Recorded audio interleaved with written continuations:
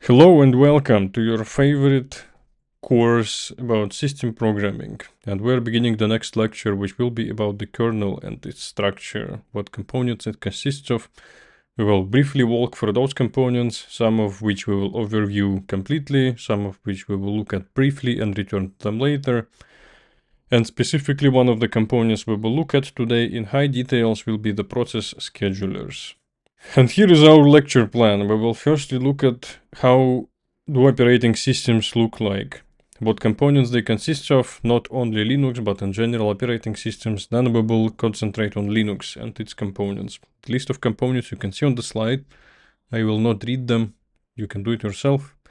And in the end of the lecture, we will in details look at process scheduling in Linux, how does it work, and then you will receive the first homework, which of course is voluntary. I cannot force you anything because I'm just a guy from YouTube. What is an operating system and where is kernel located in operating system? Because kernel is not the same as an operating system. An operating system in general can be thought of as hardware manager. So it's a minimal subset of components necessary to be able to use your hardware and to enable the other components which are not necessary to enable the hardware. So if you can say about something that it's mandatory, that it's absolutely necessary to be able to use your computer, then it's kind of a part of the operating system. If it's not, then it's not the part of it. For example, the kernel obviously is the heart of the operating system. You need it. It does a lot of various things which we will see today. You also need drivers, like to be able to use your externally connected devices, for example. You need a console probably in order to at least launch some programs in the operating system. You don't even need UI, but console you probably need. You also might need a bootloader in order to boot the operating system when the computer gets started, and many other things, but this is just a few. What is not an operating system absolutely is your video player or a browser or your email client or even your compiler. You don't need compiler in order for the operating system to run. You need compiler to compile. When everything is already compiled and running, then you don't need a compiler, right? So it's not part of the operating system. You need to install it. What is the kernel inside the operating system? It's kind of the glue which connects together all the other components inside the kernel and with what is outside of the kernel. We divide those two worlds as kernel space and user space. Kernel space is the kernel. It's a process of the kernel which is running, has its own threads, its own context, its own stack, its own logic, and user space are the programs which we are running, we are starting and we are stopping them, and they use the kernel for some advanced features, let's say, usually to access the hardware. So to print something on the screen, or to access the networking, or to access disk, or access your graphics card. This kind of stuff will go for the kernel. How does the user space communicate with the kernel when it wants to use kernel's services, so to say, kernel API? The kernel API is called system calls. It's the set of functions that the kernel exposes out of itself as some sort of like a small set of endpoints which the user space can access in order to get certain service. And those endpoints, well, for now you can think of them as just C functions which you can call using special hardware instructions. But basically they are implemented as C functions in the kernel and look like C functions in user space. For now, we don't need to know more. There will be a separate lecture about that. And those C functions provide a small, simple service to the user space. Like you can open a file on disk, you can close it, you can connect to a remote service if you're using networking. You can do all kinds of simple stuff on top of which you can build complex systems, complex applications. I want to mention, like explicitly say that not every C function is a system call. System calls is a specific set of functions like API exposed by one specific kernel. So Linux has one set of system calls, Windows has another, macOS has another, and so on. And those system calls, like it's a fixed set, they are built into the kernel. The C functions that you write on top of them in user space in your programs, they are not system calls. They might be using system calls under the hood, but you usually cannot tell right away if they do. For example, when you call printf to print something on the console, it's technically interaction with the hardware, right? Because you are putting something out there, or maybe like fprintf to print something into a file. Or in C++, that would be stdc out or std fstream or whatever. Those things are not system calls, but deep under the hood, down the call stack, when they performed the string formatting, they will call the system call write, which will send the data to the kernel and it will be printed in your terminal or printed into the file. We will look at it more at another lecture, not today. Another one of the most important kernel tasks is hardware interrupts processing. Hardware interrupts are literally electrical signals which are generated by the hardware when it wants to notify the kernel about an event of some sort, like something needs to be handled in this hardware. Let's consider an example. Imagine you have a keyboard and you press the button on it. The keyboard has a controller which will process this button being pressed, and then it needs to deliver this event into the kernel of the system to which the keyboard is connected. So it will send a signal to your CPU of the computer which you are working on. Doesn't matter at this point how. It could be a wireless keyboard, it could be a keyboard with a wire connected with USB or whatever. Anyway, somehow it has a direct connection to your computer. So it eventually sends a signal to your computer which gets delivered to the CPU. And to the CPU this electrical signal arrives. And for this specific electrical signal, the CPU had a handler registered when the kernel was booted. And this handler is basically a pointer at a C function which the processor will invoke. And some code in the kernel will get executed and will handle this specific interrupt from the keyboard. And then it will, in the context of the interrupt handler, it will know that this handler was set as a processor for a keyboard. It will know the interrupt number and it will decide then what to do. Either it will process it right away or it will do some quick stuff like quick pre-processing, and the main processing will happen later, not right now, not in the interrupt context. And as I said, the handling of the interrupt, it's supposed to be kind of fast, you know? So the thing is that interrupts, their number arriving at the kernel can be quite high. You can receive thousands of the interrupts per second, and it means that you cannot process each interrupt for too long, because the kernel, well, even if the kernel would be able to process them all at once, it would still be a lot of time if the processing would be heavy. But what is worse is that even that the kernel cannot process more than one interrupt at a time. You know, you're at least limited by the number of your CPU cores, because you cannot literally parallel in time handle more tasks than you have CPU cores. It is just not possible physically. You will have to, if you have, let's say, 8 cores, then you have 16 tasks. You will have to only execute 8 tasks at a time. You can put them on pause, do other 8 tasks, but still, you kind of cannot do literally parallel in time 16 of them. We will get back to that in the end of the lecture with the scheduling stuff. So you have to process those interrupts fast, at least their pre-processing step. And if the interrupt needs a lot of work, then you can postpone this work so it could be handled later outside of the interrupt context. And this kind of processing is called top half and bottom half processing. Let's imagine a real example. You have a network card and the network packet comes to your PC and you get notified via an interrupt that you've got a packet. What do you do in the handler? If you will right now read the packet from the network card, you will try to, imagine it's a TCP connection. Imagine that you will have to handle all the TCP protocol stuff, validate the packet, calculate the checksums, see if something is missing or not, deliver it to the user space. It's a lot of work.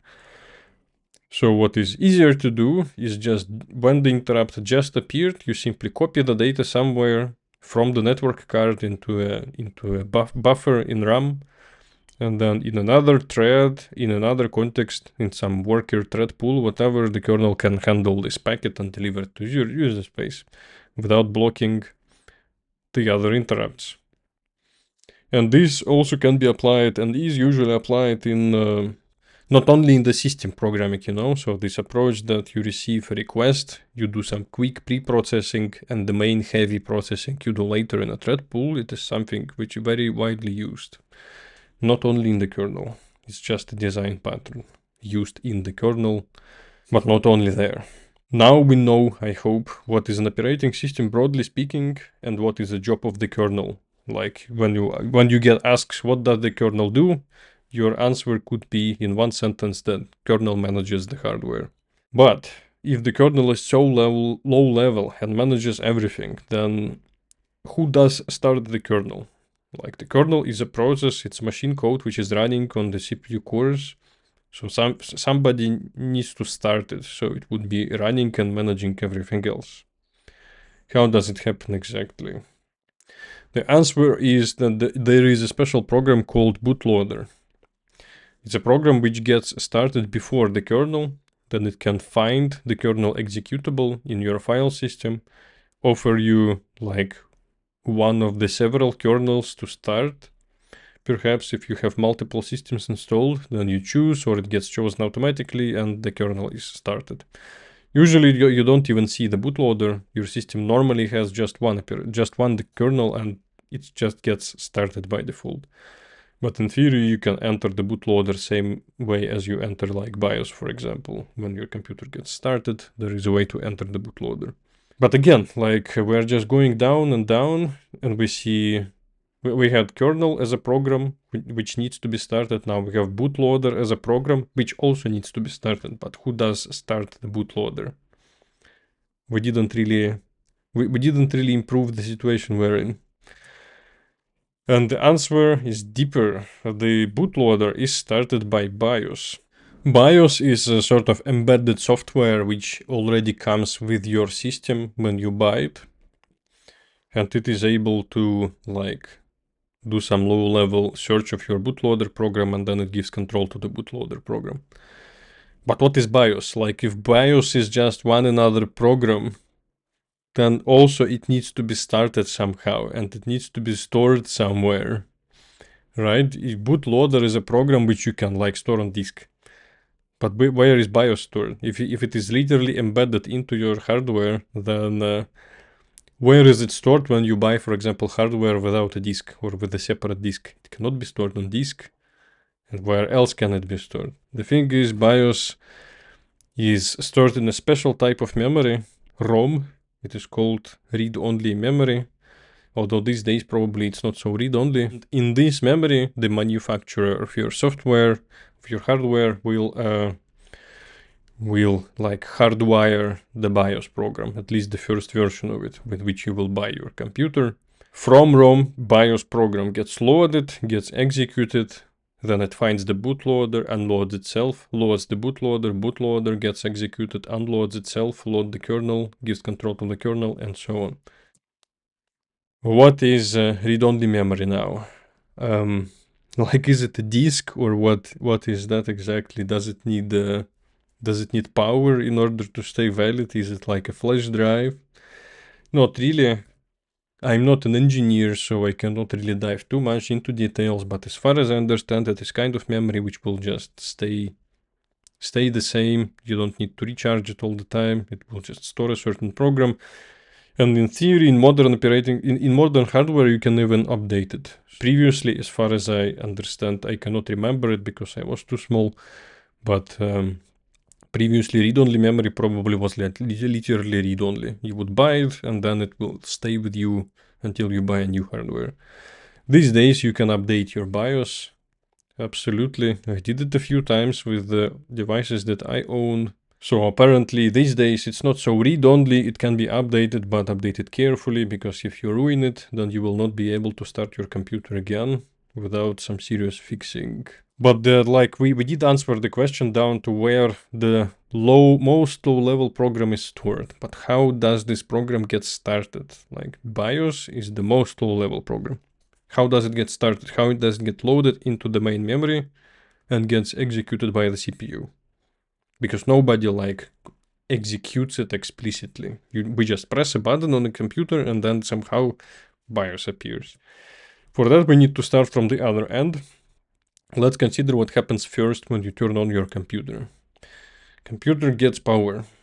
The power will like heat up your hardware, fill all the transistors, capacitors and other stuff with energy, and your CPU wakes up. It doesn't know anything, it has no instructions to execute, its pipeline is completely empty. When this happens, the hardware developers who created the CPU created a special, like you can call it a hack probably, that when CPU finds itself in this state, it will fall back to execution of the software that it will search for in ROM, and it will count that the software is supposed to be BIOS. So this is literally hard-coded, hardwired, I would even say, in the CPU. When CPU wakes up and it's empty, it will go to ROM, to specific hardwired location, and will expect that there is a BIOS program, which it will jump into and will start its execution. That's it. So there is no really any magic.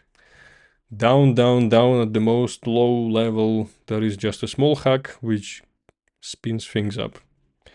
And at this point it becomes easy. So once you have one program running, it can locate other programs and run those programs, which can run next programs, and eventually you have the kernel running, which will start the whole operating system. That's it. Now, on this slide, it's the first slide of this sort that we see in the course. You can see a question, maybe sometimes a few questions, and a sign, like a picture of a lamp. This lamp shows that the question is supposed to be answered by you. So I will ask a question or a few. Then I will suggest you that you put the video on pause and try to answer it yourself. And then I will reveal the answer. And if you answer correctly, then you receive some points. Obviously, it's not an interactive course. I cannot give you points myself, but you can keep the track yourself if you like some competition, so to say, if you like keep track of your progress. And the first question that we have is, why doesn't BIOS start the kernel directly? Why do we need the bootloader? And that's an interesting question, right? You have BIOS, it's a program. Why cannot it just locate the kernel and start the kernel directly? Instead, it has to find the bootloader, which will find the kernel and will start the kernel. That is a little bit too many steps, isn't it? So put the video on pause, try to think, answer it to yourself, and then I will reveal the answer. And I am revealing it now. The thing is, BIOS is a very simple program, which has to also be very small. It's simple because actually it has to be very small, because ROM memory, read-only memory, as you could probably guess, it's a very small amount of memory.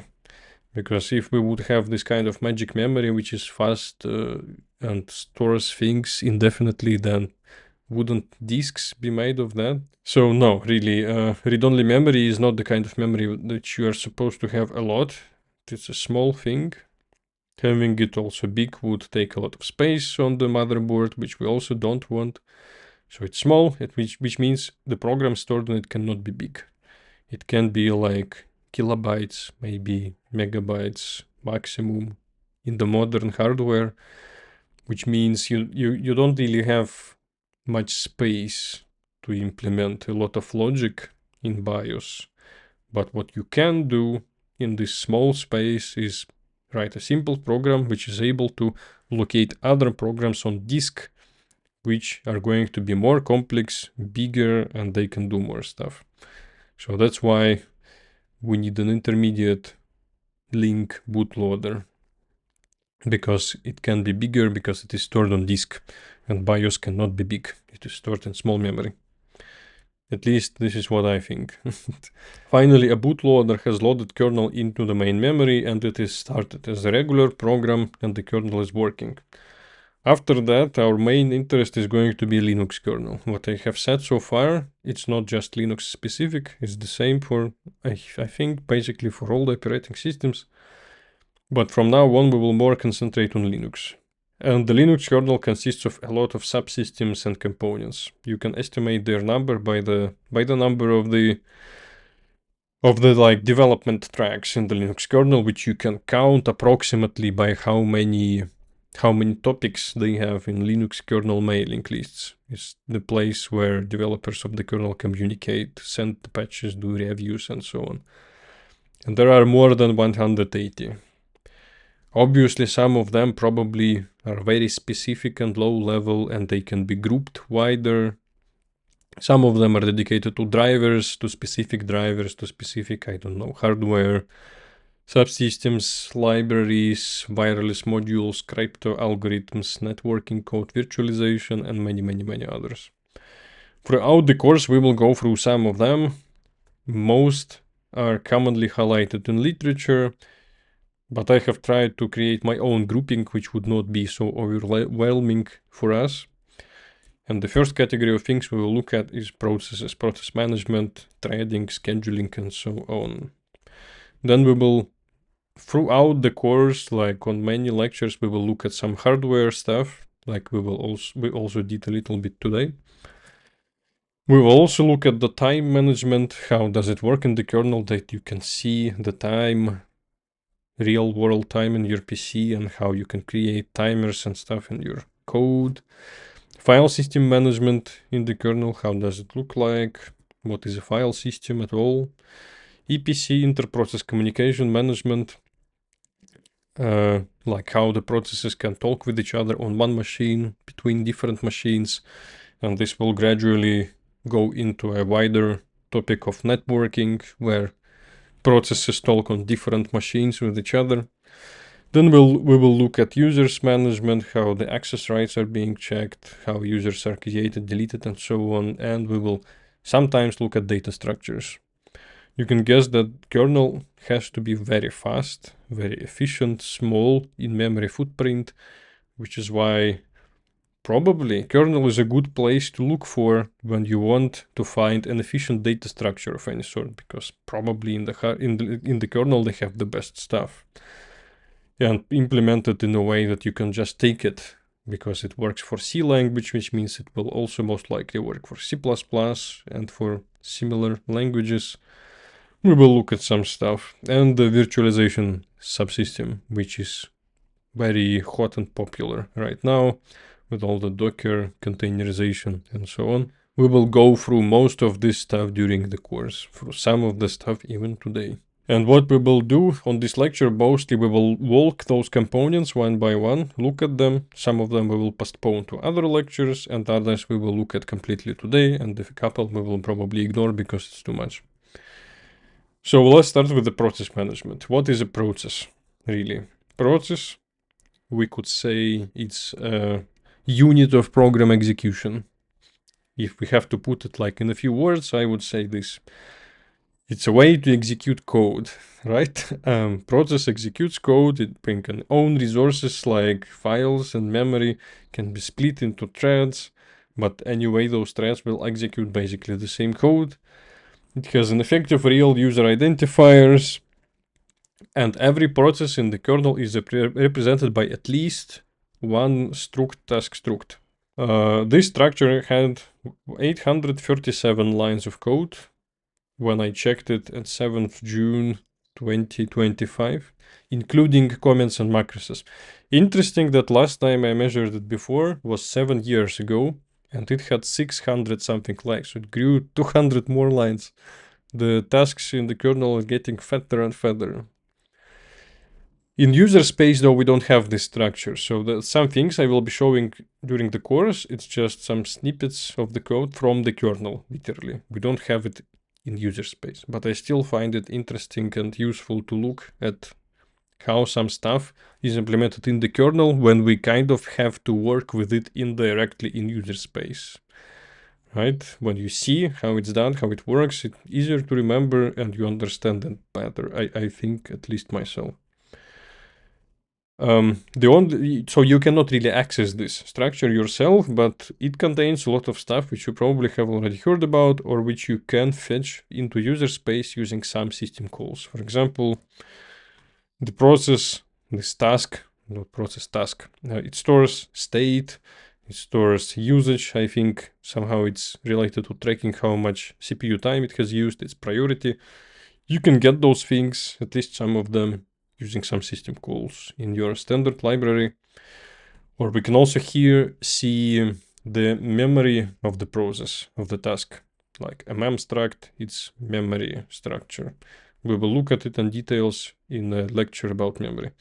It also stores exit state, so when task or process gets done, like you return from main or you manually call exit, with some code, the stuff will be stored in those members. So later, the parent, for example, of this task can collect its exit state. It also stores the process ID, the parent of the tasks, which you can get using get parent pid, for example, get p pid, this thing. It also stores list of children processes, right? Many more things. This the snippet which we see on the slide, it's just a small part of the task struct, just most relevant to us, what I would say. Credentials, so for each task knows under which user it is working, under which group, and table of the file descriptors. When I was studying, at least, it was very annoying that nobody would tell me what is file descriptor table. Like, it's literally, it's a table, what is a file descriptor. In user space, file descriptor, if you don't know, is just a number. You call open on the file, you get an int, which is a file descriptor. And people tell you it is stored in a file descriptor table. What is a table? It's very abstract, but when you look at task struct, you see directly that file descriptors is just an array. It's just a C array of file structures, and the file descriptor you are getting in user space is just an index in this array. In this way, I find it easier to explain things, to be honest, and to remember them better. What is a process life cycle? Or task life I will explain a bit later why do I get confused all the time with task, process, thread. I will interexchange those terms sometimes. So what is a process or task lifecycle? On a slide is a classical version, like how it gets presented usually, at least as I remember it.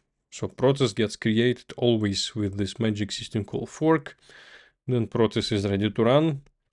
It gets scheduled by the scheduler, which we will see in the end of the lecture. And then it's running on some CPU core. Then it gets interrupted. And then it's running again. And then it gets interrupted. And this gets repeated until the process is ready to exit. It calls exit or return from main, which is the same thing. And it gets terminated and deleted. The thing is, there is also another state, actually. I would even say one of the most important states when you are into high performance programming, waiting for an event. So process not only is either running or ready to run. Sometimes it's not ready to run. For example, imagine you're doing a blocking system call like read system call from a socket, which has no data. Then your thread will be blocked because it has to wait until the data arrives on that socket. Which means it is not running, it is not ready to run, then where it is waiting for event. And a lot of the threads, like most of the threads in the system, I think are usually staying in this state. They're either having a sleep for a fixed time, or they wait for something to arrive from the network, or they are getting blocked on a mutex or something like this. And this is a very good state, because when a thread is in this state, it is not being scheduled and it is not spending CPU time on like mindless polling of checking if the event has appeared or not. Smart usage of this waiting and event state can elevate performance of your program quite significantly. And now, why do I get confused all the time with thread, task, and process? Probably you have heard the saying that in Linux, process and thread are the same. I was told it multiple times, at least myself. Probably it is still very widely said somewhere. And it is partially true. But you have to understand it at a deeper level, I think. You have to abstract yourself from the concept of threads and processes. The thing is, in Linux, thread and process are literally like virtualization mechanisms. They don't really exist physically. It's just made up concepts, made up terms. Not even specific to Linux. It is just something from the theory of programming. When we go to specific implementation of a kernel like Linux, how do those abstractions get implemented in Linux as tasks? Linux implements tasks. In Linux, task is a unit of code execution. Task is an abstraction on top of a CPU core, of a physical core. So task, it's a thing which has its own memory, has table file descriptors, has some state, has scheduling priority, and so on. And this task can be executed on one of the CPU cores at a time. And it can also share memory, for example, with another task, or share process ID with another task. But basically, what Linux is doing, it's managing tasks, and one task can be executed on one CPU core at a time. What is a thread? Thread is something you may make up on top of task. Basically, it is a task. It is one-to-one relation, thread to task. It's just that the thread is very specific task. Very specific definition of a task. And process, it's a group of tasks. So when people say that process and thread are the same, what they usually mean in Linux is that when you just create a process, it has one thread, and it will have one task struct object in the kernel. There is no such a thing like process struct or struct process or anything like that in the kernel. The kernel only operates on tasks. They can share some common resources, but they are scheduled independently from each other. And process is just made up on top of that. Process is just a way to group the tasks in user space, not in kernel space, really. And when we are talking about scheduling, we will be talking about tasks most of the time, not about threads or processes. But if it's simpler to you, like I hope you will eventually get this abstraction, but if so far you find it complicated, then think of tasks as threads. But I hope it will be clearer later, if it is not yet. Also, the job of the kernel is the communication with the hardware. We already saw it, kind of, using the interruptions. So, the interrupts, they only tell the kernel that something happened and it needs to be handled. But how is it going to be handled? You have to you imagine you received an interrupt from keyboard, from SSD, from HDDs of different manufacturers, or you receive interrupts from your, let's say, from your monitor or from your graphics card. You still need more than just an interrupt to communicate with those devices, to send data to them, to receive data from them, to control them somehow, like turn them on and off, and so on, right? And the job of this kind of work is done using drivers. The kernel, it has firstly some drivers built in, so they are just coming out of the box, and you can already use some hardware which is requiring those drivers. Some drivers you will have to install after you receive the hardware and you want to use it, and it's some sort of non-common hardware, and you will go and install the drivers like you do, for example, with your graphics card, which has drivers and you have to regularly update them. Also in the kernel, some devices are grouped by their kind of purpose. So imagine that you have, you cannot probably imagine this, but anyway, in the world we have a lot of different HDDs and SSDs from different manufacturers. It cannot be that each of them requires an own special interface, and each HDD or SSD from each manufacturer has to be supported in the kernel individually. It just wouldn't scale, because there are probably thousands, tens of thousands, maybe hundreds of thousands. of different manufacturers of those things, and it would be too much to support each of them individually. And this is where comes the thing which we might remember from the previous lecture, standards. Like if you are a manufacturer of a certain device, like a drive, you probably want to implement an API for this drive, so it emits interrupts in a certain way and expects certain requests delivered to this device in a certain way with a certain parameters, the same way as other manufacturers do that, because then your device instantly becomes compatible with every system which is already compatible with those existing devices. And this is how it works in the market. So eventually just standards gets found and devices will just follow this standard, and you implement a driver once and then it will just be able to work with a lot of different devices from completely unrelated manufacturers. Due to not being merged with the machine's CPU, the device is like externally connected usually.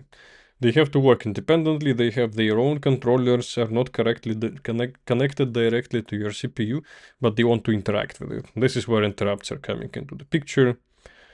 The devices can notify the CPU that they need to be handled. And when it happens, the CPU will invoke handler in the kernel, which will find the driver for the device and will talk to this device using this driver. The next topic would be time. Time is a relatively small topic, actually. There isn't much to review, at least for the field for which we are learning. So we will be able to cover it completely today. And most of the stuff I will say will also work not only in Linux. Time subsystems in the kernel are in charge of for hardware time taking, for kernel timers, and consequentially for user space time too. Timers are mostly used for periodic calls or various procedures such as dump of I/O caches, for example, processes, scheduling, and so on. And there are two task types demanding specific timing: periodical tasks, which you like execute with a certain period, and one-shot delayed tasks, which you execute once after some sort of delay. And there are also some, like, it's just two groups of tasks which we can group stuff into. But you can also group it more, like there are some tasks which just require monotonic time. So they just want something to be executed every hour, for example, in a system. Or other kind of tasks which are more specific. They want something to be executed every, let's say, Monday, or every first day of every month. Those different tasks have those different requirements. So for some tasks, it doesn't matter. It's year 2000 right now or year 3000. They just work with interval like 10 seconds or 1 hour. For some tasks, it will be important what kind of weekday today is, which means they have to be able to convert the current time into the weekday, which can be different in different time areas and so on. So for some devices, for some tasks, you need just monotonically growing time, and for others you need specific current world time. And to calculate those kind of times and clocks and watches, the kernel will utilize hardware time sources, obviously. Everything is hardware if you look deep enough. Once with a fixed number of physical clock source ticks, the kernel gets interrupted and updates its timers. So it kind of means that time in kernel is discrete. It is not continuous. Like we as humans, we feel time kind of continuous, you can say. And time really is continuous, meaning that it's not ticking with a certain period. It's just flowing. But for the kernel, the time is exactly ticking, because the kernel cannot work smoothly, continuously without a single interrupt and track time down to like micro, picosecond, whatever. It will work in certain steps and just bump the time every few milliseconds, for example. But how does that work? How does the kernel is able to... How is the kernel able to track the time from hardware? For that, you will have a special device called oscillator. Looks like something on the picture on the slide. What is inside of it? This device internally contains a quartz crystal, which is located between two metal like plates, and those plates will create a magnetic field with, and when the crystal is in this magnetic field, it will generate a certain frequency which you can catch using a controller of this device, and the controller will then generate interrupts for the kernel. And this crystal looks like this, and if you zoom it in even more, like it's basically just really a quartz crystal. And this device will generate interrupts. The interrupts generated by the device can be very high, but you maybe don't need all of them. Like, imagine that you have a device which can generate interrupt every 9 a second, for example. Do you need this precision of time? Probably you don't. Because of that, the kernel allows you to like set the frequency at which you want your time being updated. It's called Hertz. It's literally a config setting in the kernel, which you can set at compile time of the kernel. I mean, so you have to recompile if you want to change it. And this setting will like, with this setting you can choose how high precision of time updates do you need. The default one, I think, is like between 100 and 1000, so you will get an update every 10 milliseconds, every millisecond or around. So doing it more often doesn't make much sense, really. You can increase this Hertz value if you want. Then you will get higher precision of the time, but how much difference does it really make for your application if your time is precise down to microseconds or to milliseconds? Does it matter much? Usually it does not. Usually milliseconds is absolutely enough. But if you increase it, it will not be for free. Like, it's not just that you will get higher precision of the time.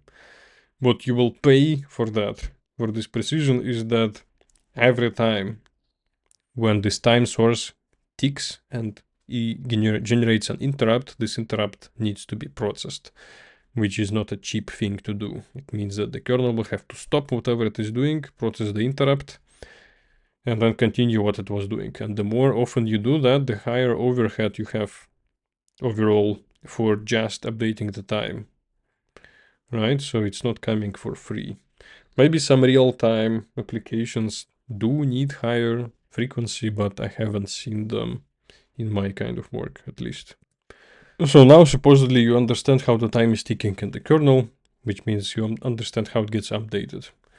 But this is not the only thing the kernel has to do with time. It's a relative time, monotonic time, from which you can now calculate. But we also have like literally clock, the real world time, the world time, UTC time, which the kernel also needs to know for some kinds of tasks in user space, also needs to know it a lot of the time.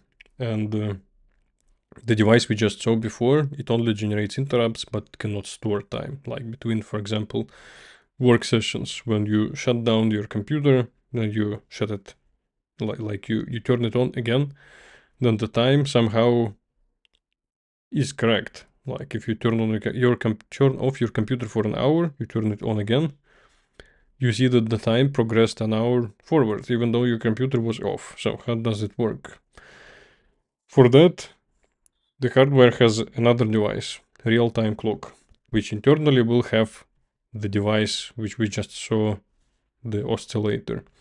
A real-time clock, besides this interrupt generator thing, also has a battery, which allows it to continue running when your main system is off. The battery is the biggest thing you see on the picture, obviously, and somewhere among those things is also the oscillation generator. And when the system starts, it will read the current time from real-time clock and will continue counting time from it. Another time-related thing, which sometimes is being used, at least in the kernel, is bogomips. It's a unit of time measurement which can be used for measuring very, very, very small time durations when it doesn't make sense to sleep, for example, to put your thread to sleep, because sleep will take like at least some number of microseconds. And imagine you want to sleep less. You want to sleep 10 nanoseconds, and preferably not more, or not much more. Then just calling you sleep or something like that will not, or nanosleep will not really do the job. because the scheduling turnover will just take more time than you wanted to sleep. And for that, there is an idea that you can simply spin an empty loop for a certain number of iterations until the time that you wanted to sleep for is like done. And for that, you need to know how much time does it take to spin one iteration of a loop. And this unit of time is basically what is called bogomips. It's bogo is from bogus, so it's fake, and mips is millions of instructions per second.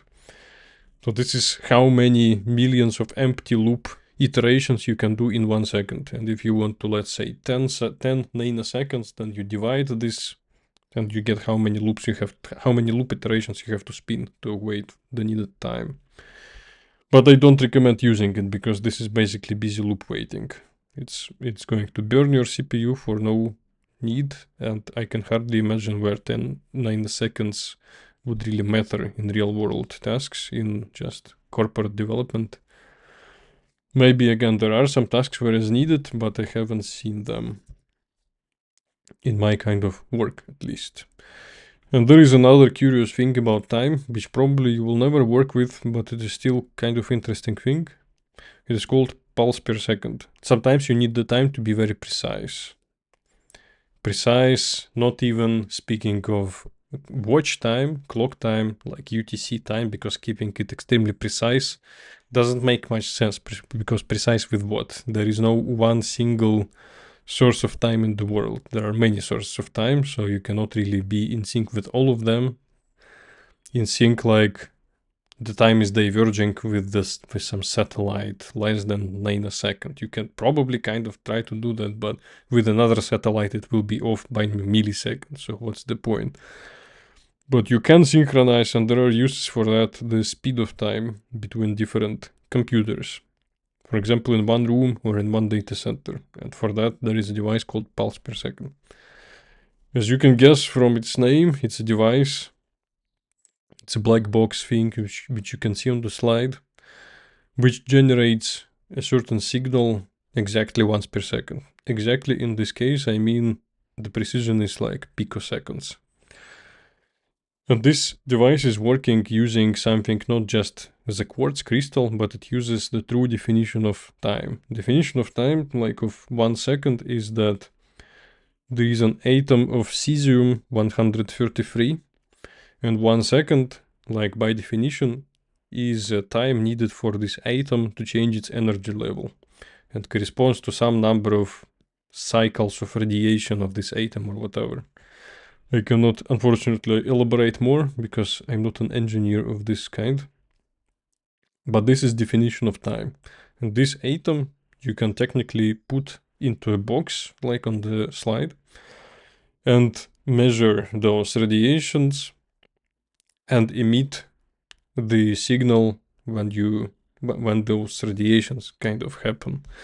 Exactly once per second. This is not used in everywhere because I think it's just not stable enough, because it will probably be affected by the temperature, by the pressure and everything, and quartz crystal probably is just easier to control, a little bit more stable. To be honest, here I'm not a specialist, so I cannot say much more. And what you can do is that you can connect this device to a couple of computers, for example, and then they will receive, or even to one computer, let's simplify, to one computer you connect it, and you want this computer to be counting time exactly once per second, not once per 1 second and 1 nanosecond, or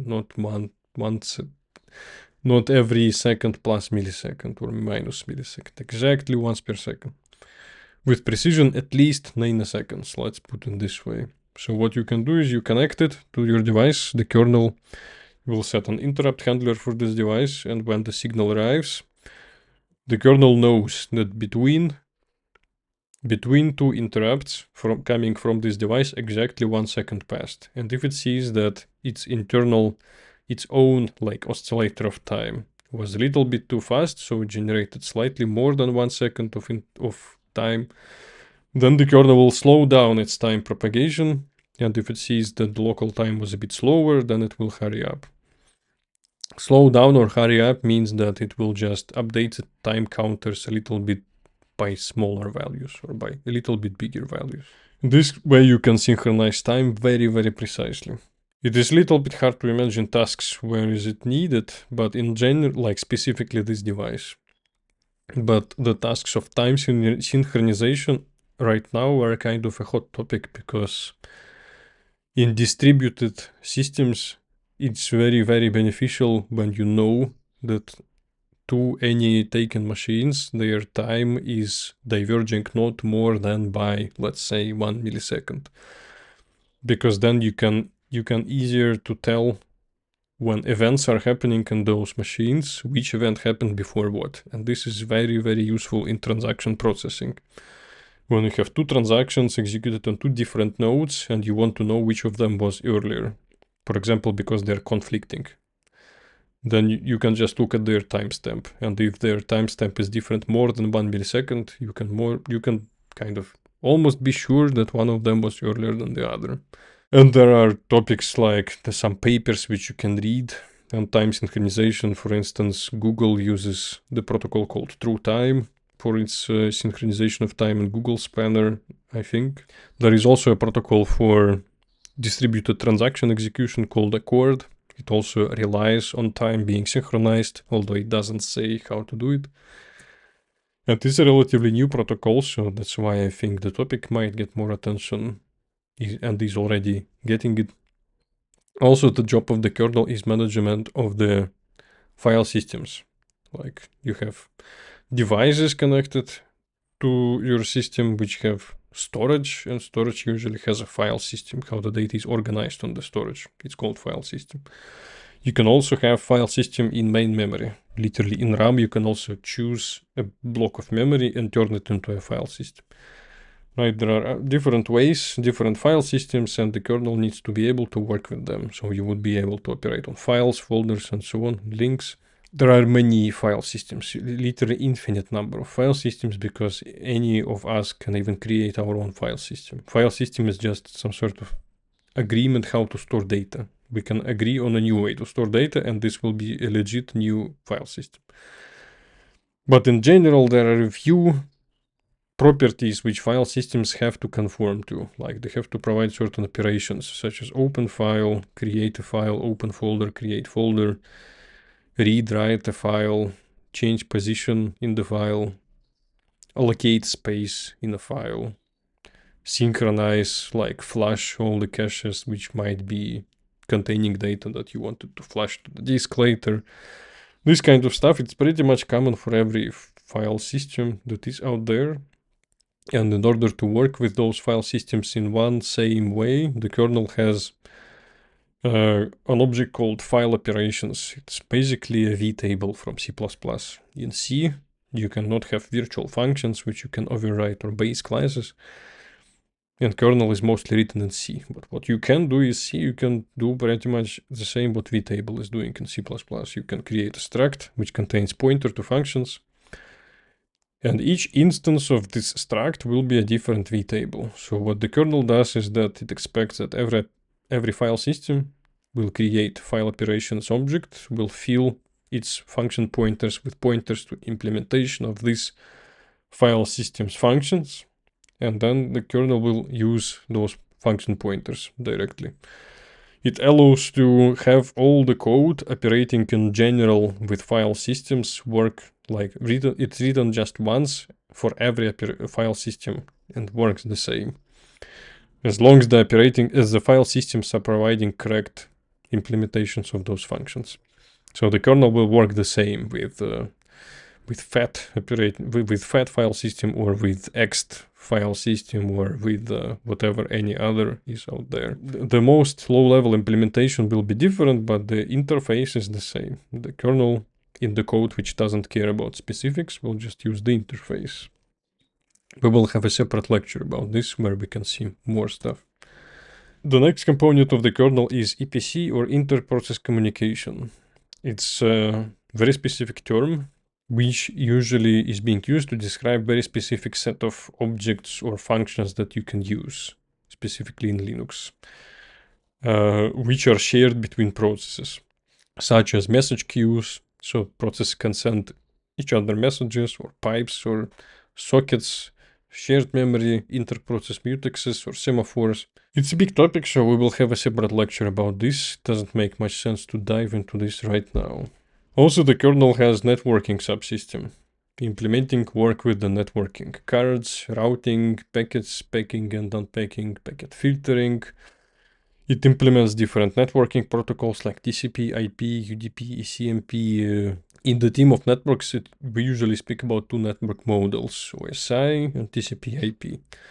OSI is a theoretical model describing 7 layers of networking, each solving a certain task, having its own protocols, such as working with physical environment, providing reliability, providing routing, and so on. And the layering makes code divided into independent modules, composing the networking as bricks in a wall, whereas another way to say it, packets, stored in packets, and so on. So you put them in each other and unwrap them one by one. And this way code can also have module structure.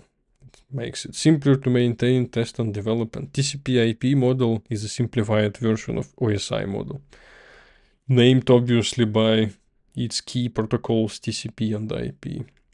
And TCP/IP model is what is implemented in the modern world practically everywhere. And we will consider this in details on a separate lecture. It's a too big topic to dive into right now. Also, Linux kernel has some sort of user management, you can say. The kernel for every object owned by a user has to store the access rights, mask the owner ID optionally. It has to store if the object is executable or not, readable or writable or not, and so on. And also for each agent in the system, like a process or a task or a thread, the kernel has to store credentials like this task is working from the name of user this, or as part of this group, or so, or something like that. And when the agent is trying to access a certain resource, like open a file, then the kernel will check that this user can open this file. For that, it has to, the file has to be open for what? Like for reading or writing. So if you want to open it for reading and the file is readable and you are the owner and owner can read, then you can open it for reading. But if you are, for example, not the owner and the owners are not allowed to read it, then you will not be able to read. This kind of simple logic is implemented in the kernel. It's a relatively simple topic, but we will still dive into it in a separate lecture. So the systems in the kernel could be fast and work with super efficiency. The kernel has to implement lots of cool data structures which can be reused and should work fast and are covered by tests, and should be very minimalistic to compile the kernel fast, and so on. And despite being usually trivial in theory, implementations can be tricky when you want to get them right. For example, take a data structure like a list. What can be simpler than a list? You imagine an example like on the slide. We have a code of a certain game, for example, and in the game we have units which have some members like damage, name, health, and we want to be able to store them in a list. Doubly linked list. So each item has previous and next link, and we implement some methods to be able to put stuff into the list, pop it from the list, check if it's empty, and blah blah blah. Now imagine we have another data structure like building, and we also want a list of the buildings. What will we do? A naive way would be that you have to implement the building list again, the same way as you implemented unit list, with all the same methods, with the only difference that the naming is different. But everything else is the same. It's a lot of code duplication. Let's pretend that we cannot solve it in C and try to see if C++ can help us. In C++ there is stdlist, but it has issues which we will not dive into right now. So let's say we want our own list. Let's make it templated. So we have list element and the list object, and we implement this templated class one time. And then when you want a certain object to be in a list, you have to inherit list element, and then you can declare. you can put those list elements into list objects, right? The problem is that you cannot store then one object in multiple lists because, for example, take unit. I want to store unit in two different lists, in building and let's say in an army, in two different lists. If we try to solve this task with inheritance, that it will not work because you have to inherit the same list element twice or what, then it doesn't really work. The STL approach we can do like stdlist does, so you can implement the list object once, and then you can put your object into any number of lists that you want, but the problem will be that this list is not intrusive anymore, meaning that to link the objects together, you have to store them in some sort of temporary container object, which will be already linked together. So this next and prev links that you previously had in your directly in your types, you have to now put them in some other type which will wrap your object. And this brings a lot of issues. And the main issue which we don't like right now is that you will have double pointers basically. So previously you had a list like one pointer at the head, you can iterate to the next and to the next, and every time you just dereference one pointer. But if you store a list of pointers like stdlist or the list on the slide, then list doesn't store your objects directly, it stores list element object, which has pointer at your object. So you have to dereference two pointers. And this means twice longer access, because pointer dereference is not for free. It costs time. It is actually measurable. There are benchmarks which you can do and see that double dereference is just slower than single dereference, because it is double memory lookup. I hope you will be able to understand better after the lecture about memory, how memory is working. Then I think it will be obvious why is it slower. So what we can do is an intrusive list outside of the objects that we want to put into the list. How it is done in the kernel, for example, is that you just implement an empty list, like list element is just empty. You have a list of list elements, those elements have no data. And you implement the methods like push, front, push back, remove, create, and so on for this empty list. This empty list itself is kind of pointless because it has no data. But what you can do is you put the list element into your objects as many times as you want your object to be stored in different lists. So it's like a link object. If you want unit to be stored in list, you have to create a link which will be used by that list. Let's say in army, or let's say that you want now your unit also to be stored in another list in building. Then you create a second link and call it, let's say, in building. Same with the building. It can be in the list like in city or whatever. Now what you can do is put those objects into list object. Like you can call list insert and put unit into army list and house units list. And you just have to use the appropriate link. Here I used address of in army link, here I used address of in building link. Now you have your unit somehow stored in two different lists at the same time, and list is intrusive, so nothing is allocated additionally. But how do you access this object right now? Like in the list, it stores list elements, not units.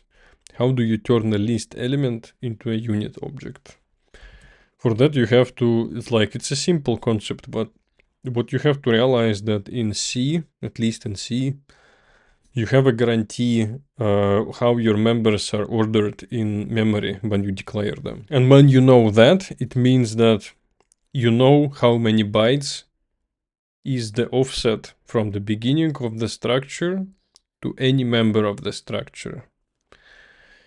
And imagine like we have an address of a certain member of a structure. How do we get the address of the structure itself? What we can do is subtract the offset of this member from the address of the member, and then you get the beginning of the structure. You just have to know the type name and the member name which you have address at. Then you can calculate the offset, step like left from that offset, and you will find the whole structure. And this in kernel is being done using the macros container of. But you can also do it yourself. This you can like Google how it looks and use it in your code as well.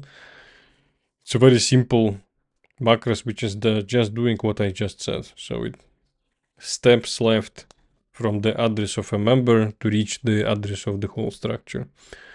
And then from the list you can get the list element, and from the list element you can get the whole object using container of. This is what the kernel is doing. And this is the definition of the container of thing. It might not work out of the box in C++, not for everything, but even in C++, most of the time it will be working.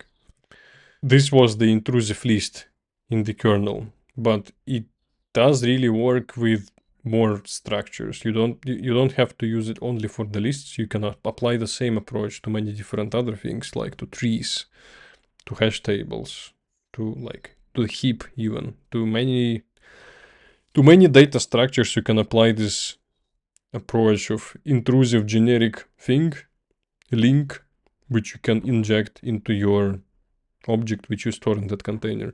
And another bonus which is only making sense for C, to be honest. In C++ it's just out of the box, but in C you can pretend like it's an inheritance when you place the link, for example at the list, in the beginning of your structure, then the address of that link will be the same as the address of the structure.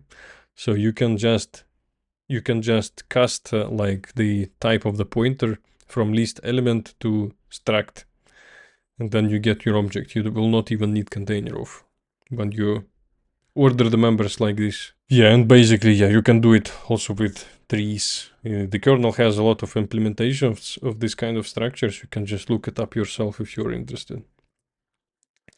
Now we have just seen basically all the subsystems of the kernel which have any meaning to us in scope of this course. Some of them we looked at briefly, but we'll return to them later. The time subsystem we have seen completely. The data structures, basically there isn't much else to see. And the last one for today, which we will also see completely, is scheduling or process scheduling or task scheduling. And the job of the scheduler in the kernel is decide which process, thread or task, but basically it operates on tasks. So forgive me, I will most of the time say tasks. It will decide which task will work on which CPU core for how long and which task will be working next. This is the job of the scheduler, and this job can be done in very different ways. There are in general two ways of do this kind of scheduling of multiple tasks or multitasking. Cooperative multitasking and preemptive multitasking. Cooperative, it is when the tasks give control away themselves. So each task gets put on the CPU core, it works as much as it wants, and then when it decides it's done or it's working too long and it needs to share the time with others, it will switch to another task, and another task will be working, and then it will switch to another task, and so on. So tasks cooperate themselves. They don't need any external help, and they can just work like this pretty smooth if it is implemented in a good way. Preemptive multitasking, it is when the tasks have no choice. When do they get interrupted and who they give control to. It is when the task is working and then an external manager, external scheduler, in our case it's mostly the kernel, will just stop the task wherever it was at the moment of stopping. We'll remove it from the CPU core, we'll put another task on the core, and then another task will be working, and then it will get interrupted, and another task will be put on the core, and so on. So preemptive, it is when tasks have no choice, they get scheduled externally, and cooperative multitasking is when tasks themselves decide when they want to give away control to another task, and to which one. And cooperative multitasking is something that was existing in operating systems for a while, like it was literally just the way of scheduling. The kernel would not force you to switch to another task or another thread or process. It was so in macOS 9 and Windows 3.1. As far as I understand. Again, I haven't used them myself, but this is what I heard. But this approach doesn't really scale, because in small programs, Like in isolated small environment, cooperative multitasking can be very efficient and very nice. This is indeed like what, for example, Go language is doing. It's kind of almost cooperative multitasking, where when in any language you have coroutines or fibers, this is like by definition cooperative multitasking. The problem is that it doesn't scale, as I said, when scope grows, because in order for cooperative multitasking to be efficient, you need the agent of the environment, the tasks, to be aware that they have to give time to the other tasks to work. They have to find when they should stop, they should decide how long they should be working, and they should not have bugs like when they accidentally forget to call stop and never call it and take the CPU core forever. But if anything goes wrong in what I just said, then the system eventually can be running inefficiently or even get stuck if some malicious tasks just don't give control away. And this is why in larger systems, the only way to do multitasking really is preemptive, when tasks have no choice when they get interrupted or not, almost. At least they cannot choose to run forever. There is always an external scheduler which will put them on stop and then execute another task. And preemptive multitasking is what is being used in pretty much every operating system right now for scheduling tasks or threads. And cooperative multitasking is something we do in user space when we use like coroutines or fibers. This is a very, very hyped area right now, I would say. C++, for example. C++ 20 received coroutines support out of the box, kind of. They're a little bit ugly, but they do cooperative multitasking, so it's getting there. The industry is getting more into cooperative small scope multitasking. Linux had preemptive multitasking scheduler always. It never had the cooperative one, but it had different scheduling algorithms. Before Linux 2.4, the scheduler was very primitive and wasn't able to work normally on more than one processor. In Linux 2.5, appeared a new scheduler all from one scheduler, which is named so after the complexity of finding the next task to run, probably because it was implemented as a heap or as some sort of balanced tree when they were caching the smallest element or the biggest element, depends how you sort it. But basically the scheduler is named so because it was very fast to pick up the next task for execution for constant time. But it had some problems with interactive applications where latency is usually vital. Like the tasks in general, which are running in any system, can be grouped into two categories: IO-bound tasks and CPU-bound tasks. IO-bound tasks is the kind of tasks which, if they wait, like if it's the kind of tasks which wait most of the time for some sort of input from anywhere. Input can be from network, input can be from disk, but these days probably it's most of the time input from network. Or they most of the time sleep on a certain condition variable or a mutex and get woken up very early or something like that. So task sleeps a lot, and when it wakes up, it usually wants to process the work fast, like a packet arrived from network. You want to process it fast. But you also want to sleep a lot, and you are fine with when other tasks are using the CPU cores. And another category would be CPU bound. It's the task which rarely sleeps and has a lot of work to do. Literally CPU work, a lot of instructions, a lot of mathematics. It could be transaction processing, could be some sort of like machine learning stuff, neural networks, any other sort of mathematical, physical calculations, simulations. Just a lot of calculation. There is nothing to wait for. You just have a task and you have to calculate it. And this task will typically sit in 100% CPU usage and calculate a lot. And those tasks, those two categories, they have different optimal like scheduling approaches.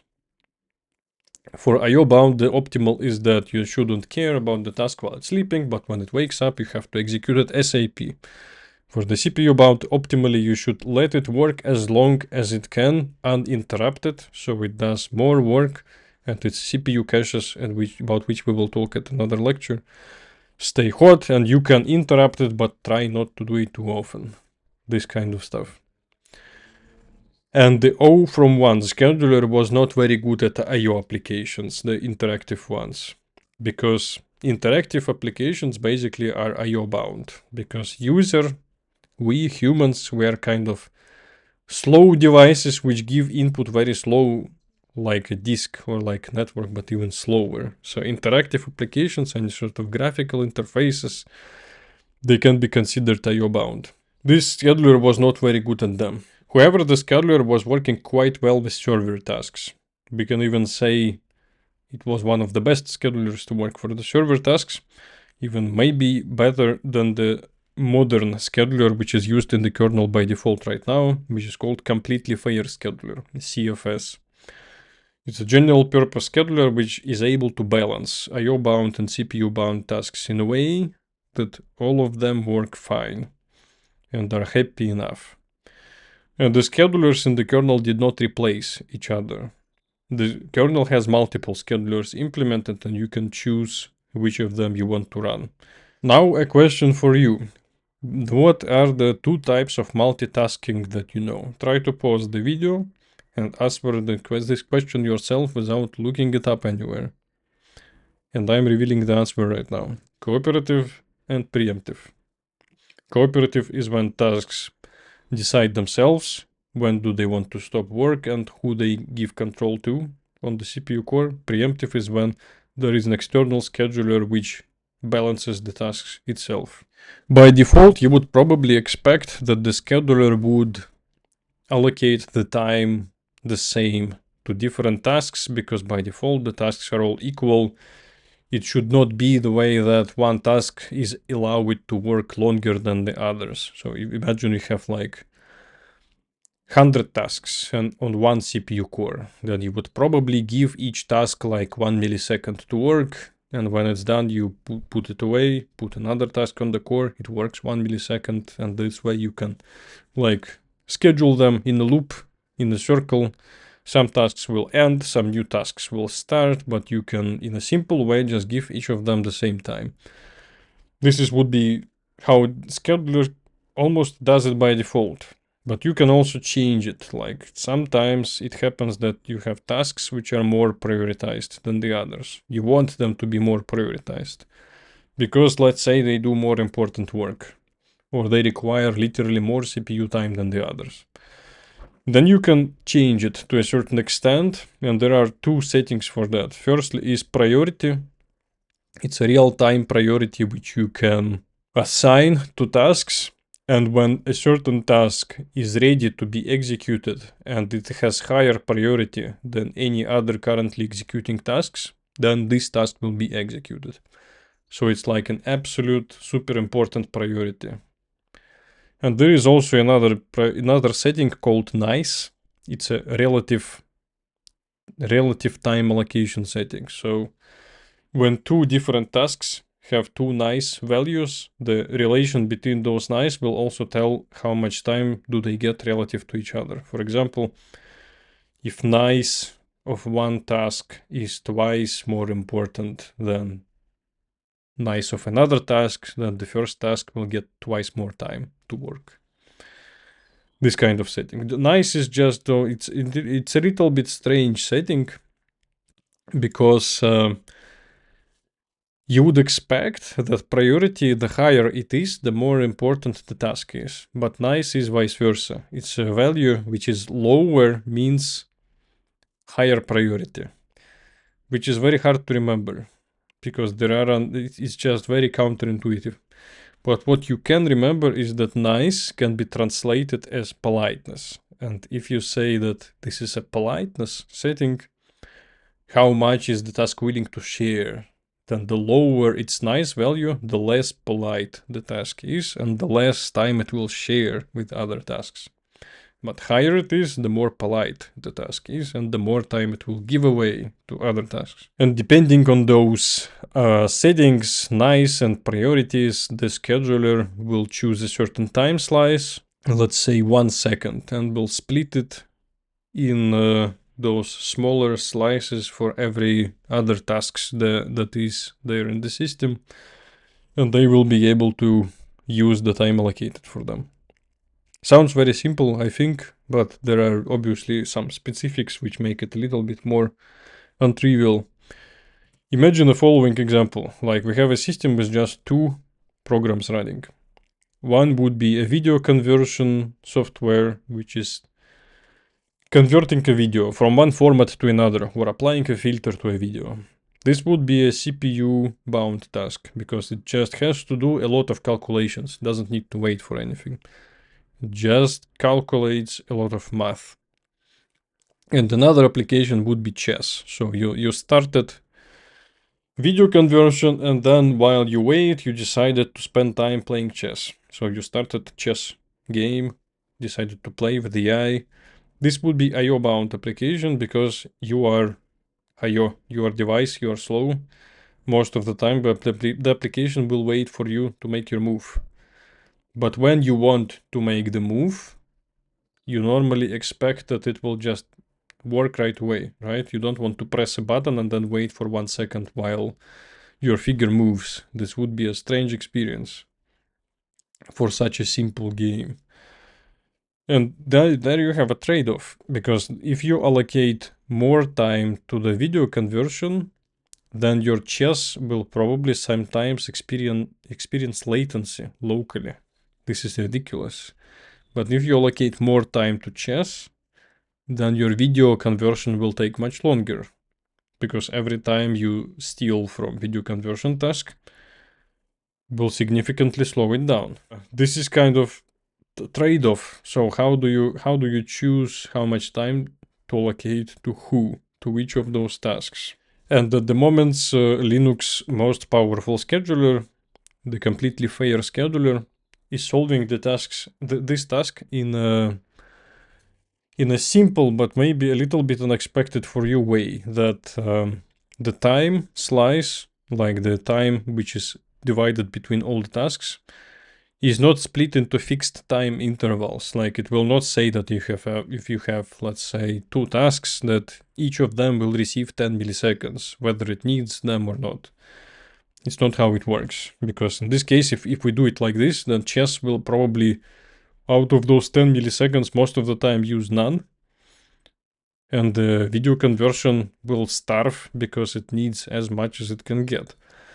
Instead, what the completely fair scheduler is saying is that let's distribute the time in percentages, not in time.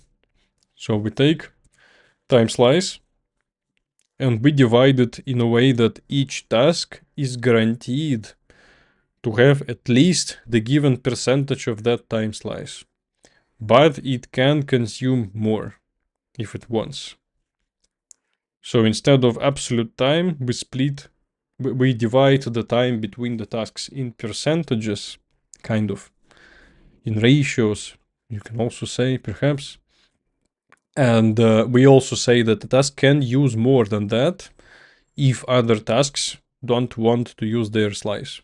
Let's return to the chess versus video conversion example and see how this simple change would help us. Assume that those programs have equal priority by default, so we didn't change anything, and our time slice is, let's say, 1 second.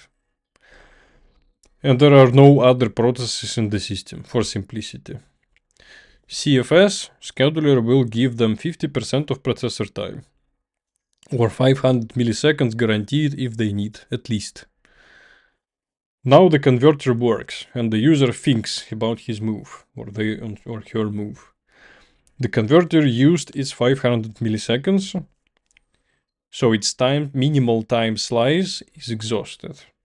But the user still thinks, didn't make a move, so the CPU core is free, which means the kernel has no reason to remove the video converter from the CPU core. It will just keep it there, and the converter will continue working. Let's say it already used 700 milliseconds, but suddenly user makes a move. The kernel, when it happens, will see that. So we have two tasks. One of them had guaranteed 500 milliseconds, but already used 700. Another one also had guaranteed 500 milliseconds, but didn't use any. Then it will pause the video converter task, put on the CPU core the chess game. The game will do its processing, whatever it needs to do, like display some changes on the monitor, AI will plan the next move, it will happen in 1 millisecond, then the task goes to sleep. It is removed from CPU core and the kernel sees. So we have one task which wants to work and another one is sleeping. So it will just put the one which wants to work on the core. And the video converter will consume the rest 299 milliseconds. So what we have in the end is that perfect fairness. Both tasks were guaranteed 50% of CPU time if they needed. And at the same time, the chess game only used 1 millisecond, while the video converter used 999 milliseconds. It is fair, but also it is not so fixed in stone that everybody has to get specific amount of time, whether they need it or not. It is a bit more flexible. CFS is called completely fair scheduler, but obviously it's not completely fair, strictly speaking. It's if we imagine an ideal mathematical scheduler, it would be working in a way that when you have n processes, let's say, the processor will share time between them in 1 divided by n portions and will switch them infinitely often. Then it will, the effect would be the same as if all the tasks would work literally simultaneously in time, but n times slower. Right? This would be an ideal mathematical scheduler. When you have one task, it runs with speed, let's say, v. And then if you have n tasks, they would run simultaneously with the speed v divided by n, right? Unfortunately, in real world, it doesn't really work so simple because the infinite frequency of switches is not possible because switch is not free. In a mathematical world, we could say that switch is free, like you can switch one task to another instantly on a CPU core. But in fact, it's not so. It's a trade-off because switching, what does it mean? You have a task working on a CPU core, which is probably a thread in user space. The thread has a context. It has some registers where it stores some loop counters. It has a stack pointer. It has an instruction register. It has many other things. It has like signal mask of the thread and many other details of the context. And in order to put another task on the same CPU core, when you remove the first one, you have to also remove its context. You have to clean up the registers, save them somewhere, so you can restore them when the task is put back on this or another CPU core. This takes time. Like some nanoseconds, absolutely, you will spend just on the switch from one thread to another. Which means you have to find the balance, how high granularity you want for your scheduling. Again, it's like the same trade-off as we had with time. You can probably interrupt your kernel every 10 nanoseconds to update the time super precise, but what point is in that? There are some hard-coded formulas and constants in the kernel which say what is the minimal amount of time each task is guaranteed to have, even if you have like million tasks in the system. And the constant last time I checked was 750 microseconds. So this is the minimal time your task will be allocated and it will be able to use it if it wants. But if you have less tasks in the system, the less tasks you have, the more time each of it will have, and then probably you will have more time for each task to work uninterrupted when you have less tasks. But it doesn't matter too much. And to calculate the proportions that each task will be given, proportions of the time slice, the scheduler will just take into account the nice values that you have specified. The real-time priority is not accounted in weights, because real-time priority is very simple. If you have a task with higher priority than another task, then the first one will be just executed while it wants. How does the CFS scheduler decide which task will be running next? Because tasks, they start at different times, they end, and there are a lot of them with different priorities, so it sounds like not such a simple task, but really it's not so hard. in theory. And in code, when you don't dive too much into details, it is also not very hard. The thing is, CFS just orders all the tasks you have in the system in a one giant red-black tree, I think. At last time I was checking. So it's a balanced, sorted tree. And all the tasks are stored there. And they are sorted by the time which they have executed relative to the other tasks. A little bit hard to explain, but basically this member vRuntime is a member which is the lower it is, the sooner the task should get executed. This is how it kind of works. There is a little bit untrivial formula how it gets calculated, but it doesn't matter for us. We just have to know that there is a simple formula and the tasks get sorted by their virtual runtime. And every time when the task was working and then it ended work, then it will update its vRuntime so it's bigger, and then it drops down the red-black tree, and then eventually it will go back up when other tasks will also go down and push the first one up. This is how it will maintain itself, the red-black tree, and when you want to choose a next task to work, like to put it on the next CPU core, you just need to get the minimal item in this red-black tree. And in the kernel, they just cache the leftmost leaf of the red-black tree to just pick it up in constant time. So the complexity is kind of like O from 1 scheduler, but update obviously is not O from 1. You will have to resort the tree a little bit, which is going to be logarithmical complexity. But logarithm is good. I mean, even if you have a million of tasks, it will be just like what, 20 something updates in the tree maximum. It's not much work to do. And each task, it has this sched entity object in it, which describes the scheduling properties of the task, like some weights parameters related to the priorities and stuff. When the task was started, its summary runtime probably counted as real time, but I'm not sure, vRuntime by which it is all sorted and scaled by the weights, and the link in the red-black tree, which we saw in the beginning of the lecture, about the data structures in the kernel, so this intrusive red-black tree, which doesn't require any additional allocations for the nodes. This is very nice and fast. And the pick next entity is a function in the kernel which you can just find if you're interested and see how it's working. So it just takes the leftmost item at the bottom of this red-black tree and puts it on a CPU core, whichever core is free right now. Processes which are waiting for something, like on a blocking system call, for example, they are removed from the scheduler's tree into waiting queues. So this makes the scheduling tree a little bit smaller and the scheduler work is a little bit simpler and faster. The more you have of those waiting tasks somewhere waiting on a condition, the easier and faster the scheduler is working. And the less is the load on your system, the overhead on the scheduling itself.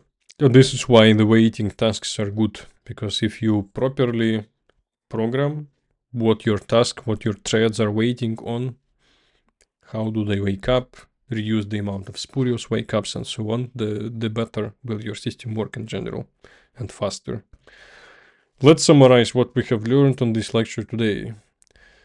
There are things below the kernel, like BIOS, bootloader, hypervisor even, and obviously the CPU and hardware itself, which will boot like a chain your system up when it gets started. So when the CPU core gets electricity, it will load BIOS into the main memory. Started as a program, BIOS will find the bootloader, which will be loaded into main memory, BIOS will be unloaded, then bootloader will find the kernel, load the kernel into memory, unload itself, and then the kernel is working. So it's like a chain of programs, each loading the next one and unloading itself. It's like they give the ball to each other. A hypervisor we didn't see, but basically it's just something you can start instead of the kernel to run other kernels, to put it a simple way. We also saw that the kernel is not operating system. Kernel is just one part of the operating system, and otherwise you need a lot of other stuff for the operating system to run. We also saw it in the previous lecture, by the way. Also, kernel has many components like drivers, time tracking, process scheduling, networking, data structure, libraries, and many other things like also file systems, virtualization. And those systems is just, I decided to allocate them like this. Obviously, kernel has even more stuff. It's just not everything is directly relevant to what we're trying to learn here. And in the end, we saw that process or thread or task scheduler makes the system look like all tasks run in parallel, but in fact the programs just work in turns for very small durations. Even when you are watching this video right now, probably you have more threads in your system than you have CPU cores, and they just switch, but they do it so fast that you don't even notice, and the system looks like everything works in parallel for you. So we don't notice it, but otherwise it's pretty noticeable when you are coding. And the scheduler's main job is to make the scheduling fair. So each task gets as much time as it is supposed to get to work most efficiently. Before we end, I also wanted to again emphasize, try not to think about processes or threads as a sort of real entities in the kernel. Think about tasks. Task is a simple thing. It's code which you can run on a CPU core. That's task. On top of task, we create made up concepts like thread and process. But task is what is actually under the hood and what is just easier to think about, really. And on this we end this lecture, and you receive the first homework task, which I trust you will try to do if you are interested in learning more in practice how this scheduling is working, because the task is about scheduling. You are suggested to implement coroutine messaging system. The condition of the task and the template of the solution and the coroutine library itself, you don't need to implement it. It's not so easy, but it's already implemented. You just need to implement a simple program on top of it. And you can find all this by the link on the slide, which is clickable if you are open the slides, or you can just type it in into your address text box in the browser and go there. Or I will probably also put it into the description of the video. And then the full description of the task is by that link in two languages, Russian and English. And if you decide to do it, count it like this. If you can do it in 3 versions. The base version, relatively simple. For that you receive 15 points. You can also do 2 bonuses in this task, for each of which you can receive plus more 5 points. And you're supposed to do it in 3 weeks. I cannot really control this because it's an online course on YouTube, literally. So I cannot really control that you do it in 3 weeks. You have to control it yourself. 3 weeks is doing it like without any hurry, but actually you can do it in 1 or 2 evenings, I think. And the complexity you can expect around 300 lines of code, including all the empty lines and comments and what is already in the templates. And if you want to be fair, then you should also count the penalty when you are too late after 3 weeks. But those points are mostly for when I am reading this course in real time to students, not on YouTube. Probably for you, if you are watching it right now on YouTube, it doesn't matter too much. Do it at any rate that you find comfortable. In case you are interested in somebody checking your solution if it is right, like there are tests which should pass, but sometimes it can be that tests are passing, but you are still not sure if you did it correctly, or you are stuck. You don't know how to code some part of your solution. Then you can always write me. My contacts are available in the description of the channel. And the next lecture will be about processes specifically. We will see more stuff about them. Not already about scheduling. We will see more process details, how their memory is organized, what kind of resources they own, how do they get interrupted, how do they communicate with the kernel, and we will in details see how the system calls are working, which I think a very interesting thing. Thank you for your attention, and I see you on the next lecture.